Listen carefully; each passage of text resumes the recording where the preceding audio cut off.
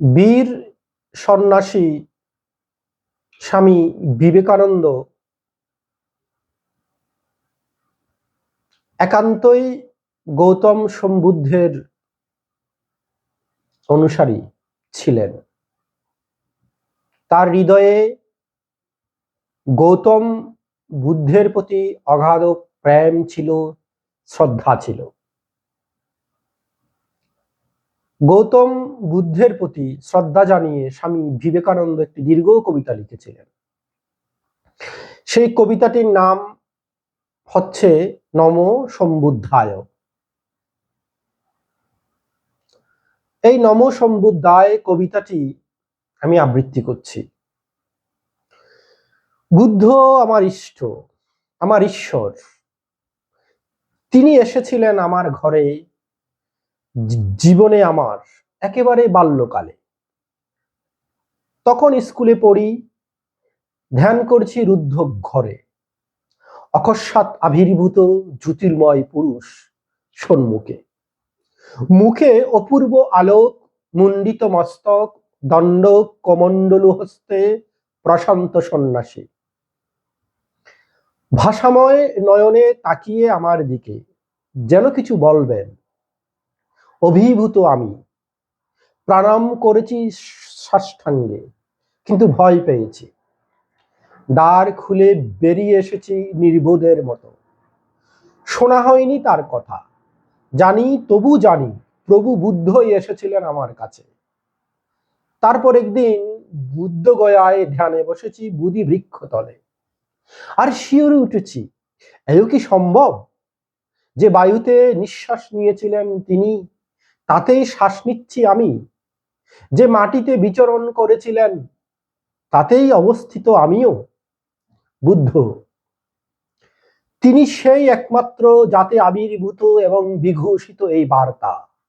মৃত্যু মহা অভিশাপ, অভিশাপ এ জীবন।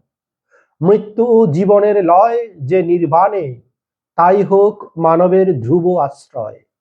ওং নমো ভগবতে সম্বুদ্ধায়। জগৎ দেখেনি তার মতো সংস্কারক, যিনি বলেছেন স্থির কণ্ঠে, কিছু শুনেছ বলেই তাকে বিশ্বাস করো না। বংশানুক্রমে কোনো মত পেয়েছ বলেই তাকে বিশ্বাস করো না। প্রাচীন কোনো ঋষির বাক্য বলেই তাকে বিশ্বাস করো না। বিচার করো, বিশ্লেষণ করো, দেখো যুক্তির সঙ্গে মেলে কিনা। দেখো তা সকলের কল্যাণ করে কিনা। যদি হয় তবেই গ্রহণ করো, আর জীবন যাপন করো সেই মতো। তার্কিক ব্রাহ্মণকে বুদ্ধ প্রশ্ন করলেন, আপনারা ব্রহ্মকে দেখেছেন? না। আপনাদের পিতা ব্রহ্মকে দেখেছে? না। আপনাদের পিতামহ ব্রহ্মকে দেখেছেন? জানি না। হে বন্ধুগণ, যাকে না দেখেছেন আপনি, না দেখেছেন আপনার পিতা বা পিতামহ, সেই অদৃশ্যের দ্বারা দাবিয়ে রাখতে চান অন্যদের, কি আশ্চর্য! ঈশ্বরের স্বরূপ নিয়ে ব্রাহ্মণদের মধ্যে চলছে তুমুল তর্ক, কোলাহল, বিষাক্ত বাক্য বিনিময়। বুদ্ধ শান্তভাবে সব শুনলেন, পরে বললেন, আপনাদের শাস্ত্র কি বলেছে ঈশ্বর ক্রোধী? না, বলেনি। আপনাদের শাস্ত্র কি বলেছে ঈশ্বর অপবিত্র? না, অবশ্যই বলেনি। আপনাদের শাস্ত্র এ বিষয়ে কি বলেছে? শাস্ত্র বলেছে ঈশ্বর পবিত্র, ঈশ্বর প্রেমময়, ঈশ্বর মঙ্গলময়। স্নিগ্ধ হাসিতে বুদ্ধ বললেন, হে বন্ধুগণ, তাহলে আপনারা চেষ্টা করেন না পবিত্র মঙ্গলময় হতে, যাতে ঈশ্বরকে জানতে পারেন। ধর্মে অলৌকিকতার প্রচন্ড বিরোধী বুদ্ধের কাছে শিষ্যরা সোৎসাহে বললেন এক অলৌকিক ক্রিয়াকারীর কথা। সে লোকটি নাকি শূন্য থেকে মৃৎভাণ্ড নামাতে পারে। তেমন একটি পাত্র বুদ্ধকে দেখানো হলো। লাথি মেরে সেটি ভেঙে বুদ্ধ বললেন, কদাপি অলৌকিকতার উপরে ধর্মকে দাঁড় করাবে না। অনুসন্ধান করো বিশুদ্ধ সত্যকে, অগ্রসর হও আত্মজ্যোতির আলোকে। সত্যের জন্য বুদ্ধের নির্ভয় সন্ধান। প্রতিটি প্রাণীর জন্য অপূর্ব প্রেম, জগতে অনন্য। ধর্মজগতের মহাসেনাপতি বুদ্ধ সিংহাসন অধিকার করেছিলেন অপরকে দান করার জন্যই। বুদ্ধ প্রেরণ করতেন প্রেম প্রবাহ, উত্তরেও দক্ষিণে, পূর্বেও পশ্চিমে, ঊর্ধ্বেও নিম্নে, যতক্ষণ না পূর্ণ হয়ে যায় সমগ্র জগৎ সে অনন্ত স্রোতে। সম্মুখে রয়েছে আলোকিত বিশ্বজগৎ, এ বিশ্বের সবকিছু আমাদের। বাহু প্রসারিত করে আলিঙ্গন করো জগৎকে। মহারণ্যে বুদ্ধের ধ্যান আত্মমুক্তির জন্য নয়, জগৎ জ্বলছে, নির্গমনের পথ চাই বাঁচার জন্য।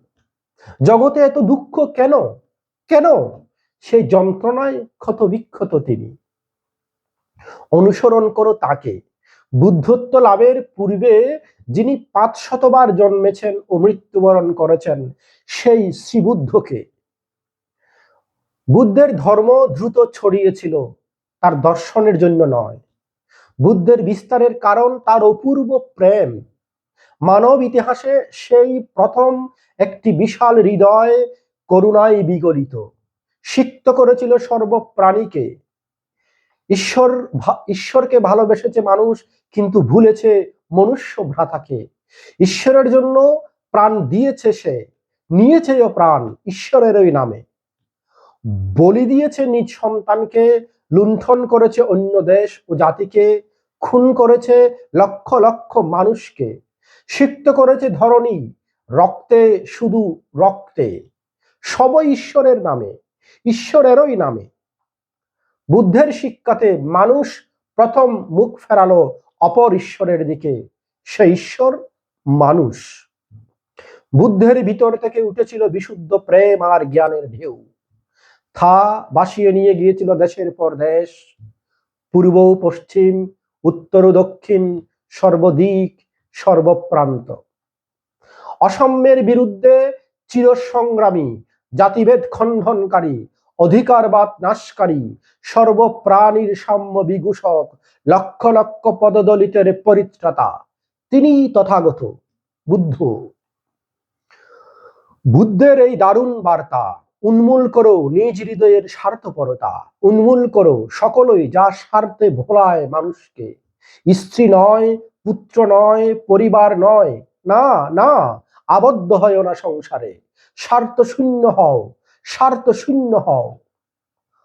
অতন্দ্র বুদ্ধের বাণী, তীব্র গতি কাল, নশ্বর জগৎ, দুঃখ সর্বস্ব যেখানে, তোমার ওই উত্তম খানা, সুন্দর বসন, আরামের আবাস, হে মোহনিদ্রিত নরনারী।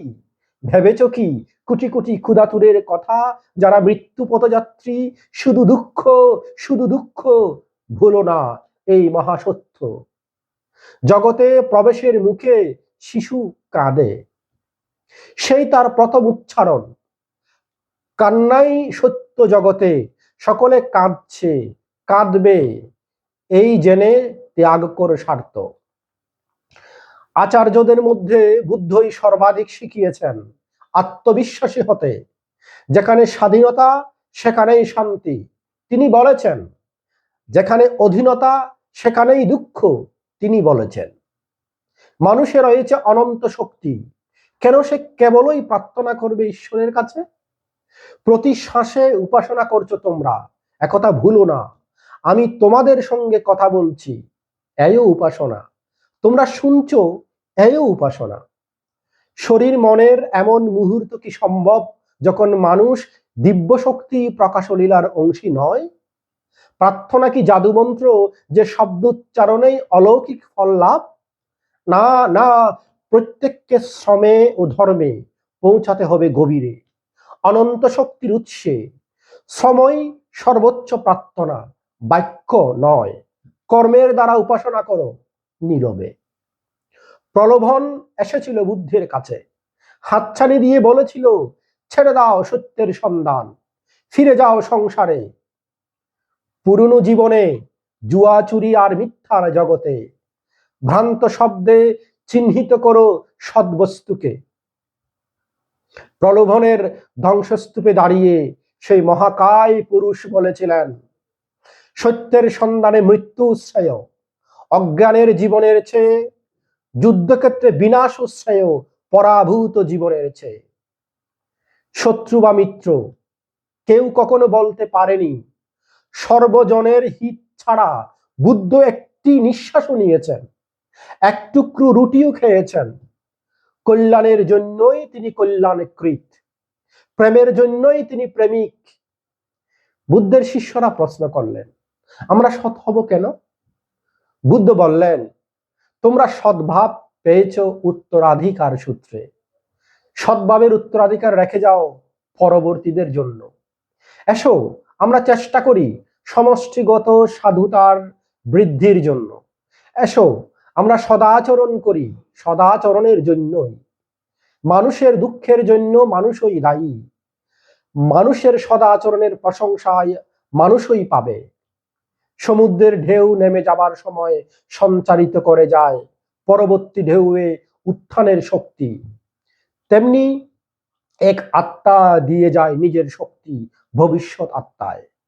হে পাশ্চাত্যবাসীগণ, তোমরা বলছো ক্রুশবিদ্ধ হলে বৃদ্ধি পেত বুদ্ধের মহিমা। হায়, ঠিক। রোমক নিষ্ঠুরতার হে পূজারীগণ, তোমরা কেবলই চাও অসাধারণ কাণ্ড, এপিক গর্জন। হেটমুন্ডে অতল স্পর্শে গহ্বর নিক্ষেপের মিল্টনি চিৎকার। খ্রিস্টকে পেরেক ঠুকে মারা হয়েছে, তিনি কোকিয়ে কেঁদেছেন। খুবই পছন্দ তোমাদের।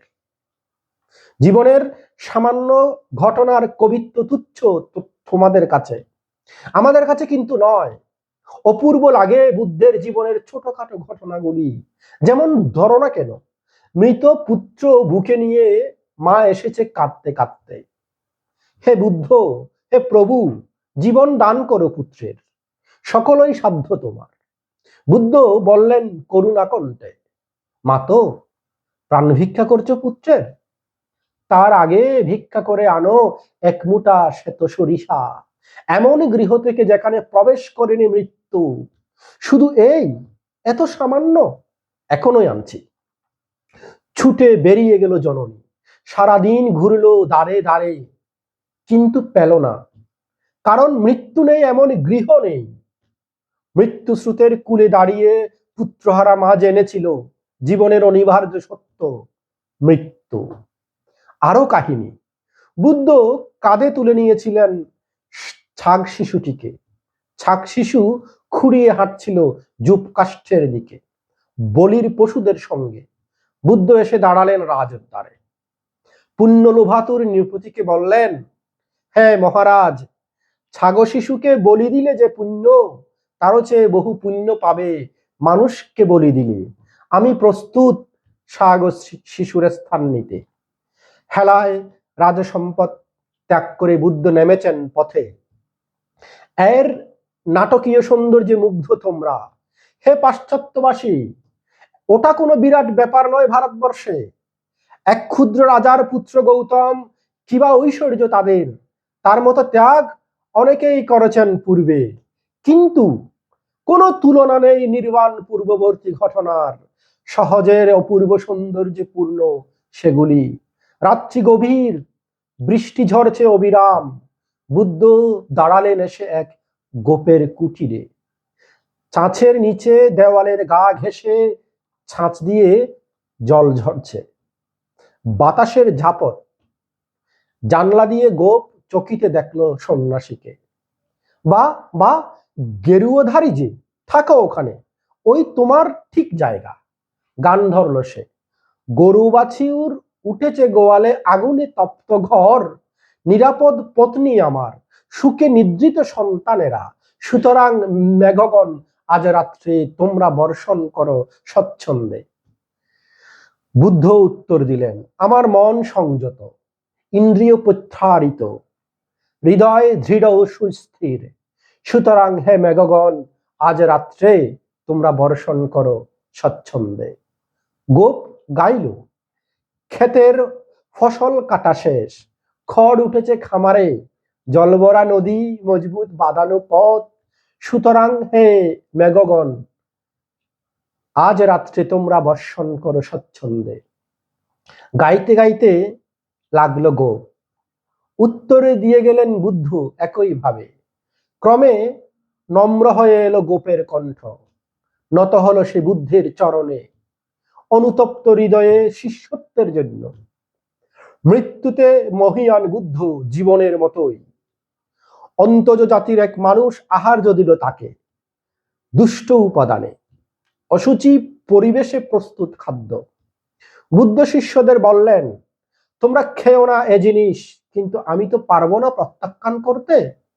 যাও, বলে এসো ওই মানুষটিকে আমার সর্বোচ্চ সেবা সে করেছে, আমাকে মুক্ত করেছে এই দেহের বন্ধন থেকে। বুদ্ধ বিদায় নেবেন পৃথিবী থেকে, বৃক্ষতলে বিছানো চির, সিংহের ন্যায় দক্ষিণ পার্শ্বে শয়ান আনন্দময় পুরুষ, মৃত্যুর প্রতীক্ষায়। প্রিয় শিষ্য আনন্দ কাঁদছিলেন।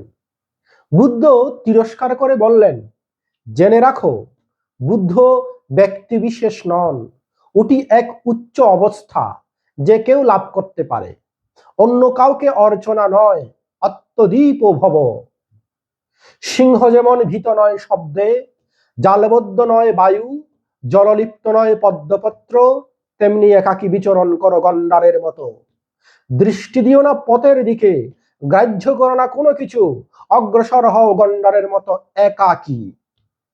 শেষ মুহূর্ত ঘনিয়ে আসছে তথাগতের। সকলে নীরব, রুদ্ধশ্বাস। দূরাগত একজন সহসা ছুটে এলো সেখানে, উপদেশ প্রার্থী। হবে না, সম্ভব নয়। শিষ্যরা ফেরালো তাকে। বুদ্ধ থামালেন। বুদ্ধ বললেন, ওকে আসতে দাও। তথাগত সর্বদা প্রস্তুত। সত্য, গভীরভাবে সত্য এই কাহিনী।